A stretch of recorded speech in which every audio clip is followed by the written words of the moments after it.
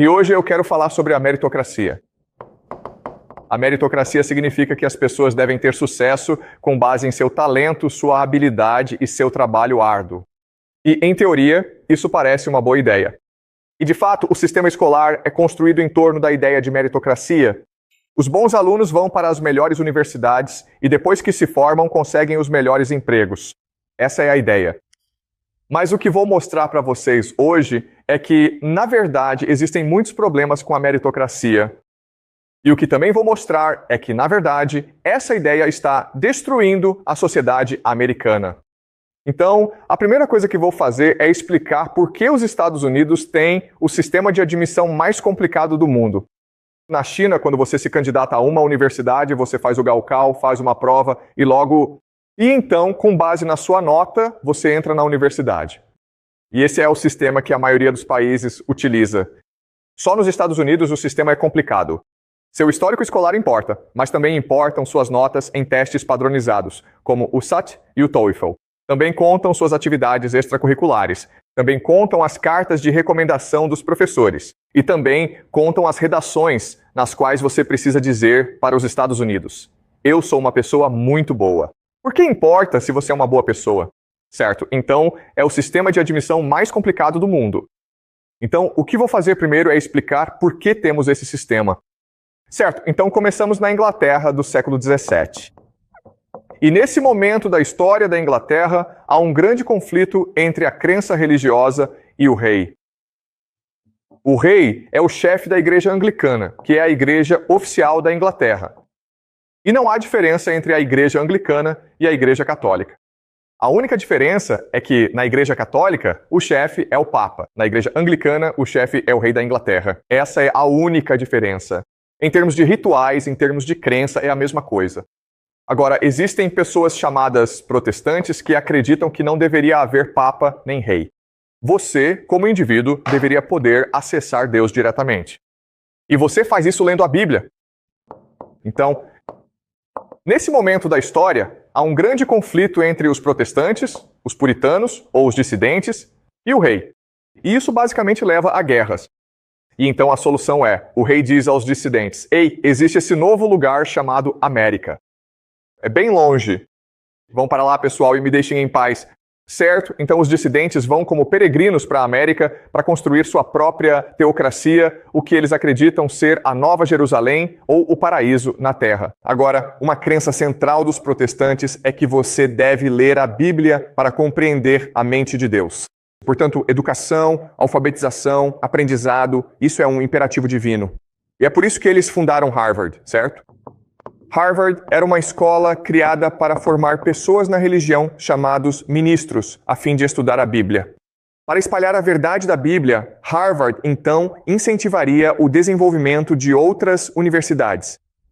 Yale, Princeton. Certo, e coletivamente eles seriam conhecidos como a Ivy League, então foi assim que a Ivy League começou.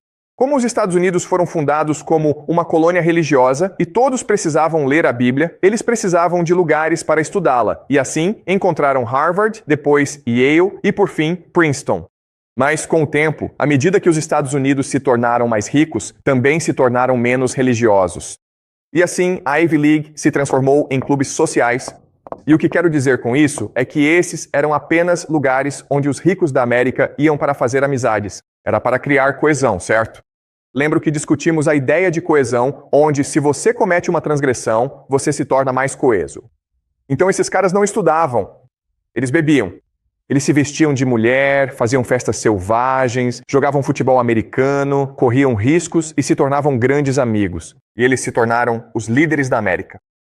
À medida que os Estados Unidos se tornaram muito mais diversos, muito maiores e muito mais ricos, reconheceram a necessidade de educar sua população. E assim começaram as escolas estaduais, entendeu? Escolas estaduais. O que chamamos de A&M. Certo, talvez você já tenha ouvido falar da Texas A&M, ok? Significa Agricultura Mecânica do Texas. Mas essas escolas foram criadas para formar fazendeiros, engenheiros, soldados, profissionais, a fim de ajudar a impulsionar a economia americana. Agora, esse sistema foi extremamente bem sucedido. Os Estados Unidos conseguiram se industrializar muito rapidamente. E a maioria das pessoas frequentava essas escolas Somente os ricos iam para a Ivy League, porque eram clubes de campo ou clubes sociais. Com o tempo, os Estados Unidos à medida que começaram a se industrializar cada vez mais, perceberam que precisavam de ciência e tecnologia. Então, basicamente, copiaram as melhores universidades da Alemanha. E a Alemanha era, nessa época, o principal centro de ciência e tecnologia do mundo.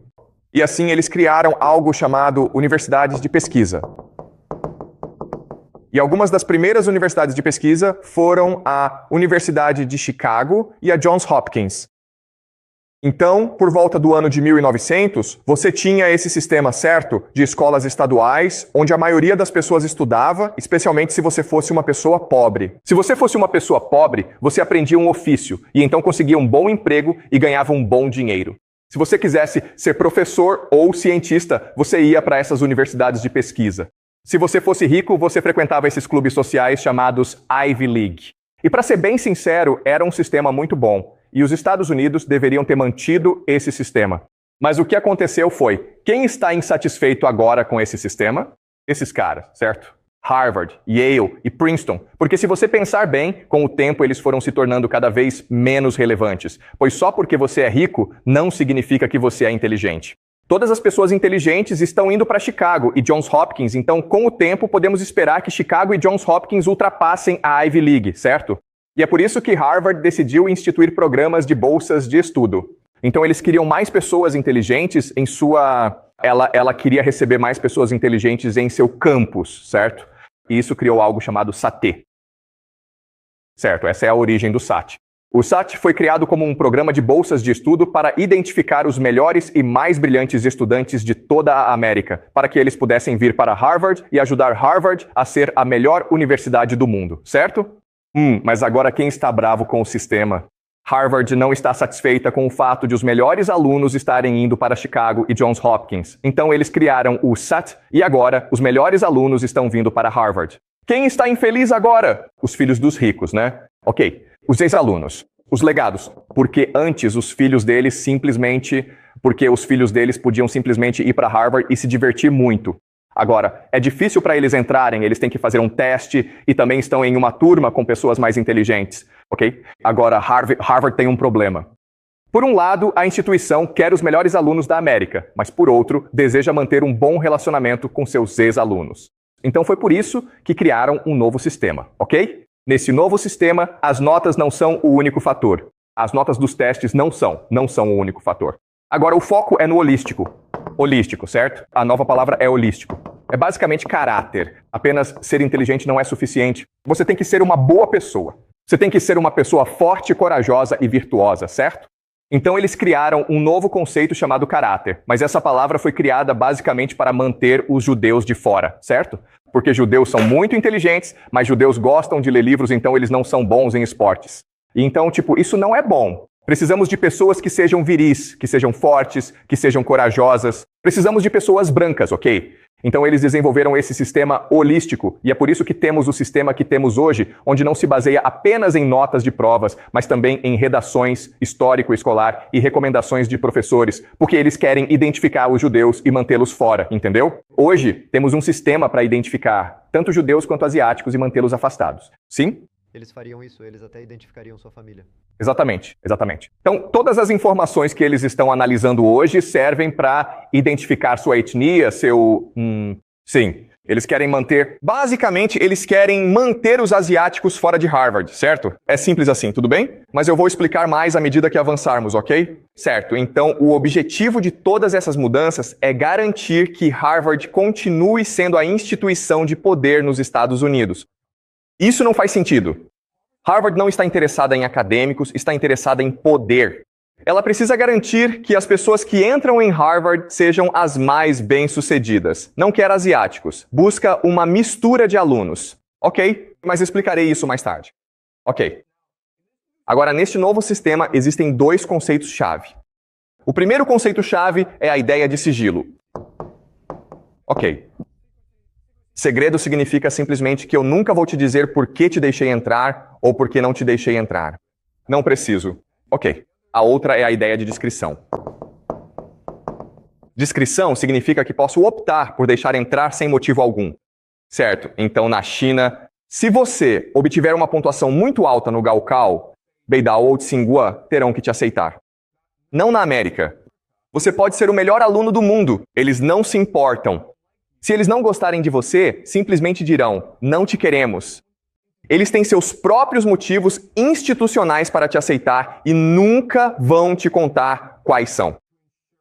E o sistema foi criado para garantir que Harvard possa recrutar os melhores alunos do mundo. Mas o que é importante lembrarmos é que, do ponto de vista de Harvard, melhor significa apenas o mais provável de ter sucesso, não necessariamente o aluno mais orientado academicamente, nem o mais inteligente.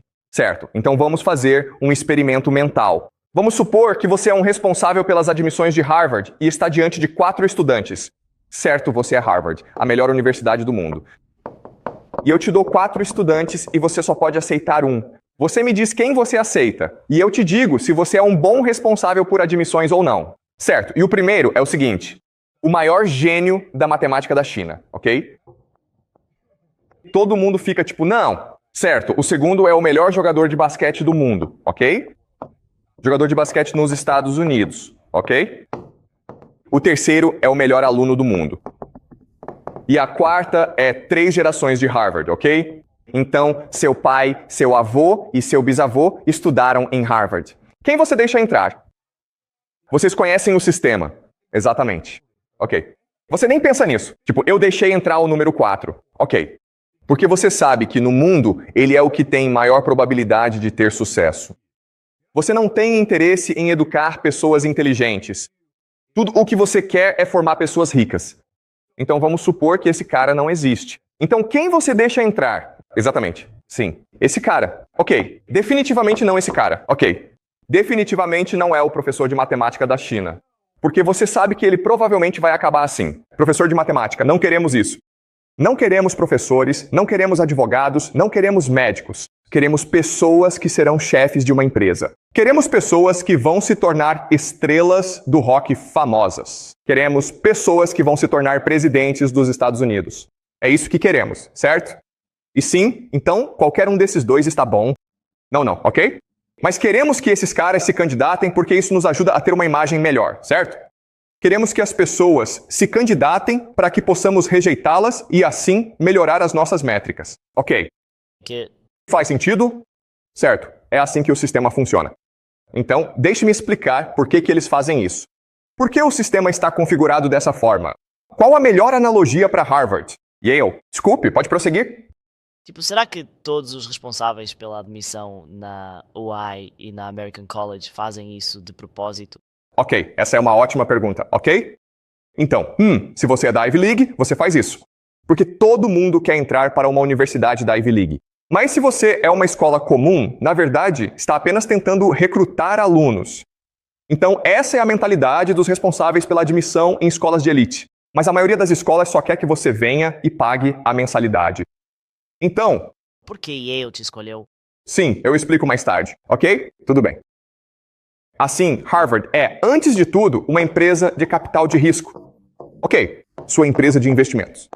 Então vamos supor que você seja um investidor de capital de risco e eu lhe dê 2 opções, ok? E você me diz, qual opção escolhe? Opção 1, eu quero abrir um restaurante e preciso de $1 milhão de você. Certo? Mas adivinha só, pessoal. Meu tio trabalha para o governo. Então eu posso garantir que ele e os amigos dele vão ao meu restaurante todos os dias. E assim, não há risco. Não há absolutamente nenhum risco envolvido. Eu garanto que vamos faturar pelo menos $500 mil por ano. Sem risco. Dinheiro fácil. Ok, número 2. Quero criar um site que seja sobre IA e Bitcoin. Tudo isso.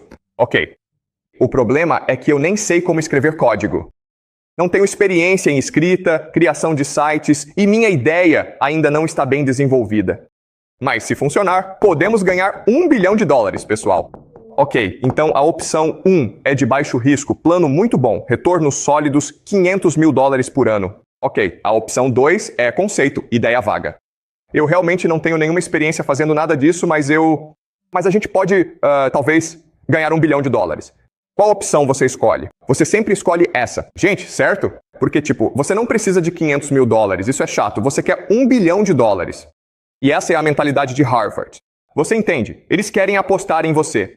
Eles não querem alunos que sejam sólidos e que virem professores, isso é chato. Eles querem pessoas malucas que vão mudar o mundo, porque isso faz Harvard parecer bem. Ok, agora estamos dizendo, isso é o que eles preferem então. Eles preferem ter uma turma onde 10 pessoas têm sucesso e 9, incluindo eu, fracassam, do que 1000 pessoas terem sucesso. Isso não faz muito sentido.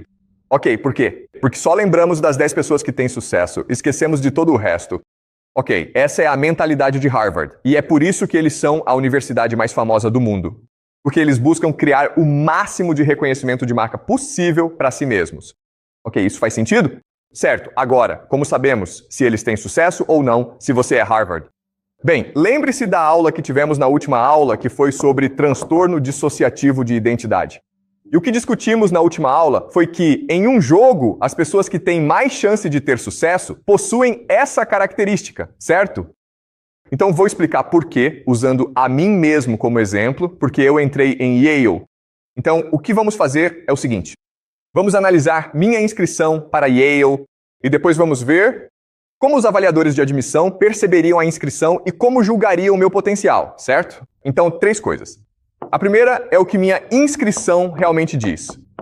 A segunda é que eles vão analisar meu histórico. E a terceira é que, então, eles vão julgar meu potencial, certo? Certo. Então, minha inscrição. Certo. Eu estudei em uma escola pública, era boa, mas não era uma escola particular. Você recebe uma educação melhor em uma escola particular. Além disso, é no Canadá, certo? O que é tipo, todo mundo é meio burro. No Canadá, certo, então, eu estava entre os 10 melhores de 200 alunos, então é bom, mas não é o primeiro, não é o segundo, é só top 10. Ok, eu era o número 10. Meu SAT foi 1.400 de 1.600 e é tipo, razoável. Mas você sabe, pessoas na China tiram 1.550, 1.500 facilmente. Certo, então, não é tão bom assim. Eu estava no time de futebol, mas eu não era atlético. O time de futebol só precisava de jogadores, então eu me inscrevi. Certo, eu também era editor do jornal da escola. E eu era capitão de uma equipe de perguntas e respostas chamada Reach for the Top. Isso é algo típico do Canadá. Mas eu era o capitão, eu organizei isso. Ok. Então, essas 3 atividades são boas, mas não demonstram realmente potencial de liderança, certo? Você não é como o chefe do Grêmio Estudantil, nem o chefe da simulação das Nações Unidas. Tudo bem. Em meu ensaio, escrevi sobre Richard Feynman, que é um físico. Foi um ensaio realmente entediante. Quero dizer, qualquer um poderia ter escrito aquilo. Quero dizer, tipo, chat, você seja chefe, chat, você seja idiota. Eu poderia ter escrito, ok, era simplesmente um ensaio ruim. Meus professores, quer dizer, eles gostavam de mim, mas na verdade não gostavam tanto porque eu parecia agressivo para eles. Sabe, eu queria notas demais. Então, a palavra que eles usavam era ambicioso. Eles achavam que eu era ambicioso. Ambicioso é uma palavra suja no Canadá. Significa que você não joga pelas regras. Significa que você é agressivo demais. Significa que você é insistente demais. Certo? Tudo bem. Então essa é minha inscrição para Yale. Como você pode ver, é uma inscrição decente, mas não é uma inscrição furtiva. Então como eu consegui entrar? Bem, porque havia algumas informações que eles também podiam obter da aplicação que os deixaram interessados em mim, certo? A primeira é que eu era pobre, então não podia pagar a taxa de inscrição. Eu tive que solicitar uma isenção para minha inscrição, certo? Então, eu era pobre porque era imigrante. Eu nasci na China em 1976 e minha família foi para lá em 1983, quando eu tinha uns 6 anos. Então, eu era um imigrante pobre no Canadá. Eu mudei de escola no ensino médio. Então, eu estava em uma escola pobre e depois fui para uma escola rica. Basicamente, eu troquei de bairro. Minha família morava em um bairro pobre, e então eu me inscrevi para estudar em uma escola rica em outro bairro. Então eu tinha que pegar o metrô todo dia para lá, e eu passava tipo meia hora no metrô. E adivinhem, pessoal, os canadenses não gostam disso. Os canadenses querem que você fique onde está, e pronto. Então, quando eu disse ao diretor da minha escola que eu ia me transferir, ele ficou muito chateado. E ele disse que ia escrever uma carta disciplinar, ok, uma carta disciplinar, e que isso era algo muito sério. E que ele ia colocar essa carta na minha pasta, para que, quando eu me candidatasse à universidade, eles soubessem que eu tinha sido suspenso da escola. E, tipo, isso é basicamente uma coisa muito ruim, certo? Então, eu recebi essa carta. E quando fui para a escola dos ricos, eu não tinha amigos. Por quê? Porque eles não gostavam de mim, porque eles não gostam quando alguém novo chega. Ok, eu não conhecia a cultura deles. Eu era meio que ambicioso e eu era muito puxa-saco, muito puxa-saquismo. Mas a questão é que eu estava desesperado porque minha família era muito pobre e eu queria uma vida melhor. Ok. Então, de novo, eles sabem de tudo isso, ok? Eles sabem que eu sou um aluno mediano e sabem que eu sou insistente e ambicioso. E é por isso que Yale me aceitou. Porque fica claro a partir dessas informações que eu tinha transtorno dissociativo de personalidade. Ok, o que isso significa?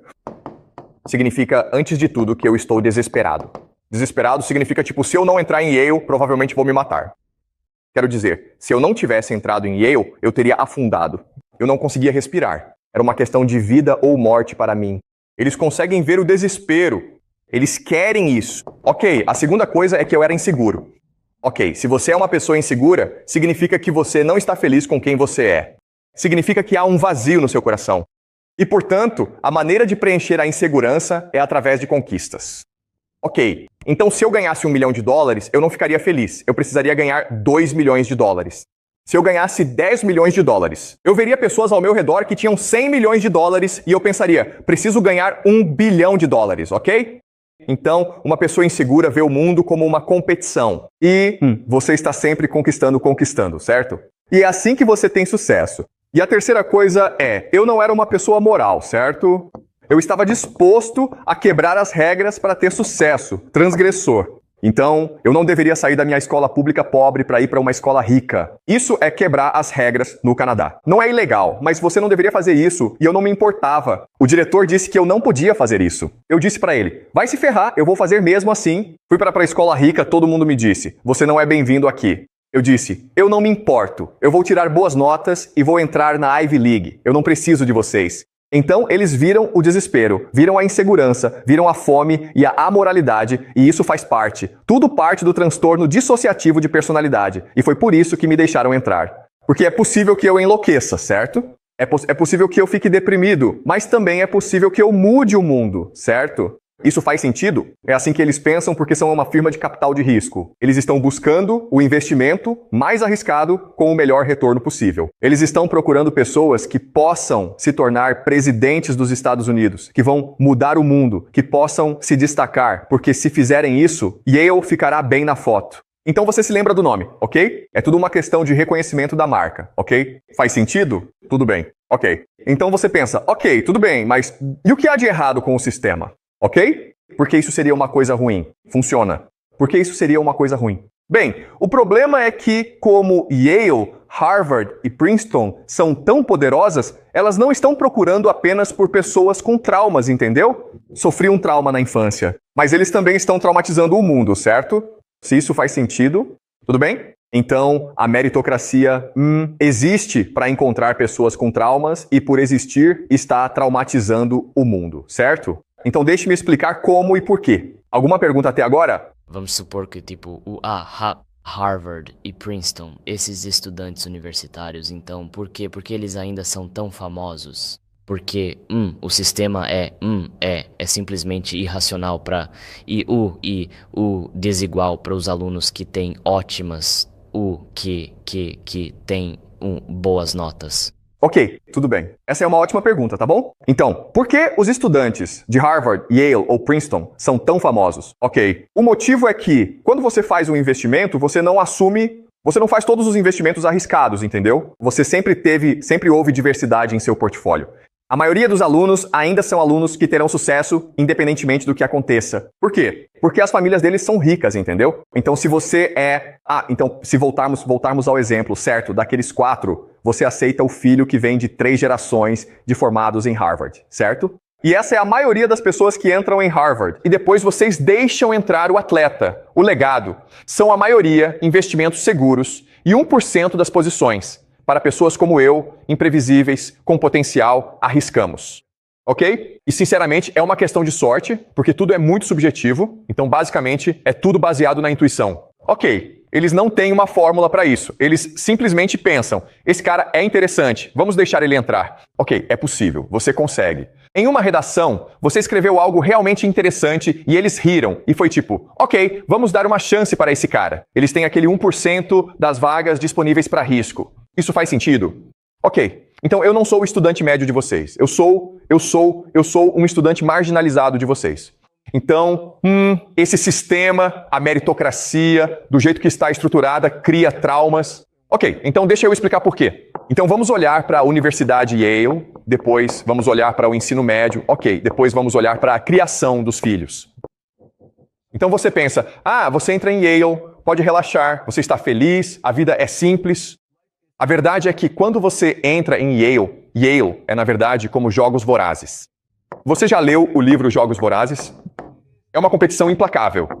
Porque uma vez que você está em Yale, você ainda está competindo. Mas agora você está competindo contra as pessoas mais competitivas do mundo, certo? Então, nesta escola, você é o melhor aluno. Seus pais te amam, tem bons amigos, é presidente do Grêmio Estudantil, se sente muito bem. Você vai para Yale e então percebe que não é ninguém. Seus pais estão longe e agora você está competindo com os melhores alunos de todo o mundo, que todos querem te destruir. Porque é um jogo de soma zero, certo? Ou você é forte ou sobrevive. E em todo lugar que você vai é uma competição. Na sala de aula é no estilo seminário. Então você está com outros 20 alunos e o professor está te fazendo perguntas e todos estão competindo para impressionar o professor. Fora da sala de aula, vocês competem para entrar em clubes e em algo chamado sociedades secretas, ok? Mas você também compete por vagas em programas de pós-graduação, faculdades de direito, medicina e bolsas como a Rhodes, ok? Yale parece ótimo. Mas uma vez lá dentro, desde o primeiro dia, é uma busca incessante por conquistas. É uma competição atrás da outra, sem parar. Para onde quer que você vá, alguém estará te julgando, ok? Você está sendo avaliado pelo professor ou pelos seus colegas de classe. E basicamente todo mundo está querendo se matar porque é um sistema em que o vencedor leva tudo. Isso é muito traumático. Isso te deixa tão inseguro que você passa a vida pensando, a vida é assim mesmo. Todos são inimigos. Preciso realizar e realizar para me sentir bem comigo mesmo. Não posso parar de trabalhar duro, senão serei morto por outras pessoas, entendeu? Então, pessoal, os alunos de Yale têm um profundo sentimento de insegurança, mesmo aqueles que vêm das famílias mais ricas, certo? Eles estão sempre buscando conquistar algo. E é isso que Yale quer. É isso que Harvard quer, porque essas são as pessoas que terão mais sucesso na vida, certo? Eles não ficam satisfeitos com $1 milhão, querem 1 bilhão. Quando conseguem $1 bilhão, querem 10 bilhões. Nunca para. Então, para entrar em Yale, você tem que passar pelo ensino médio. E o ensino médio tem que te preparar para Yale. Então, também é uma competição, também é um jogos vorazes. Para te preparar para o ensino médio, seus pais precisam ter um sistema de criação diferente. Ok, vou te dar 2 exemplos de criação, certo? O primeiro sistema, que é o sistema saudável. Você diz ao seu filho, eu te amo incondicionalmente, não importa o que você faça, eu vou te apoiar, sempre estarei aqui para você. E se você disser isso ao seu filho todos os dias, ele será feliz, realizado e seguro na vida. Mas essa pessoa provavelmente vai acabar sendo professora agora. Você também pode dizer ao seu filho, eu não tenho tempo para você. Mas se você ganhar a competição de natação, ou ficar em primeiro lugar na prova de matemática, ou se a professora disser que ouvimos coisas boas sobre você, aí eu te levo para tomar sorvete. Então, é um sistema que negligencia a criança e, ao mesmo tempo, exige dela, certo? E isso é trauma. E, novamente, a maioria das crianças será traumatizada por esse sistema. Mas há algumas crianças que vão prosperar nesse sistema e o trauma vai incentivá-las ou impulsioná-las a conquistar e conquistar cada vez mais. Para que entrem em Yale, para que possam competir nos jogos vorazes, para que possam seguir na vida e competir ainda mais. E é assim que o sistema é estruturado. E isso é o que chamamos de meritocracia. E como vou explicar para vocês mais adiante, isso está destruindo a América e o mundo. Então, é assim que o sistema é estruturado. E adivinhem, pessoal, é diferente na China? Na verdade, não. Então, o conceito de meritocracia conquistou o mundo. Começou na América. Na verdade, começou em Harvard, mas agora já conquistou tudo. O mundo inteiro. E é por isso que o mundo está tão bagunçado.